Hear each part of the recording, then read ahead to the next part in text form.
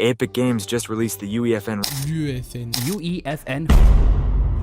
Vous connaissez tous Fortnite. Vous savez aussi que dans ces dernières années, il s'est ouvert aux créations des joueurs, contrairement à Nintendo, en développant l'UEFN, un moteur calqué sur Unreal Engine qui sert de nouveau créatif pour Fortnite. On pourrait y faire des jeux complets, sans code, sans compétences préalables, et jusqu'à y gagner de l'argent. Honnêtement, ça me semble un peu trop beau pour être vrai. Peut-on vraiment gagner des sommes suffisantes avec l'UEFN? Je vous propose donc une expérience. Faire un jeu somme toute basique pour Fortnite, un petit battle royale de 16 joueurs à peine, qui vont se battre à mort pour la victoire sur une île. Ouais, Fortnite en petit quoi. Faire ça, ça va me permettre d'analyser le processus de création et surtout de voir s'il est accessible et rentable.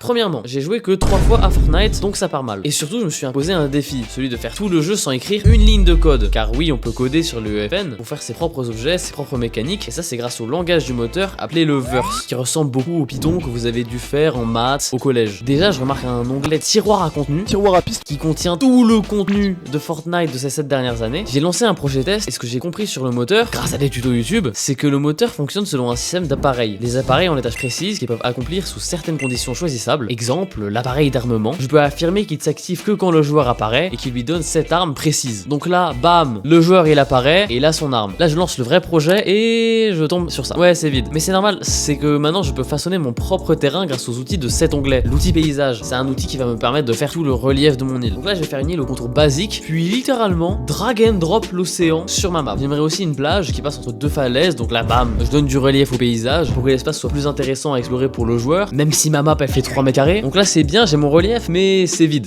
là on se fait chier si j'apparais là-dessus. Je dois donc faire des bâtiments que je peux entièrement drag and drop du tiroir à contenu. Après j'ai quand même essayé d'en faire un moi-même, ça m'a pris 5 heures, donc nique sa mère, on va utiliser drag and drop. Donc mon île elle sera découpée en 3 zones. En 1, une zone avec une maison résidentielle classique et un fast-food, le tout entouré de sapins. En deuxième, un village de pêcheurs avec des chênes. Et enfin une partie un peu plus pauvre avec des plages et des palmiers. Voilà. Mais qu'est-ce que tu me baragouines, sale fils de pute? L'environnement est prêt, j'ai plus qu'à mettre en place les mécaniques du Battle Royale qui va encore se faire avec les appareils. Premièrement, régler le temps pour qu'il soit toujours réglé sur un lever de soleil, c'est plus joli. Puis directement dans les réglages de l'île, changer les paramètres de conditions de victoire, le nombre de joueurs présents, le lieu d'apparition, etc., etc. Maintenant j'ai plus qu'à mettre le loot, les derniers détails, et là je vous ai montré le principal de la création. Et j'ai plus qu'à le poster sur Fortnite, et pour ça il faut que je rentre dans le programme créateur de Epic Games, qui nécessite de mettre une carte bancaire pour pouvoir encaisser des versements de la part d'Epic. Donc oui, il faut être majeur pour faire ça, et vous pouvez parfaitement demander à un majeur de vous représenter légalement. Je vais poster la map, mais avant ça je vais faire un petit test de l'île, j'ai plus qu'à lancer le jeu. Donc ça marche bien, j'apparais depuis le ciel, on va dire vas-y je vais aller là-bas, je peux prendre le loot, bon là c'est de la merde, je vais aller au parc, je peux choper à la tempête, lui tirer dessus hein, petite merde. Tiens ça fait quoi ça? Ah c'est marrant, ça fait un bouclier, on dirait Overwatch. Vous voyez que le système de tempête marche très bien et vous emmène en finale dans l'espèce de fast-food, puis se casse, elle est pas rattrapable, essayez pas de le faire.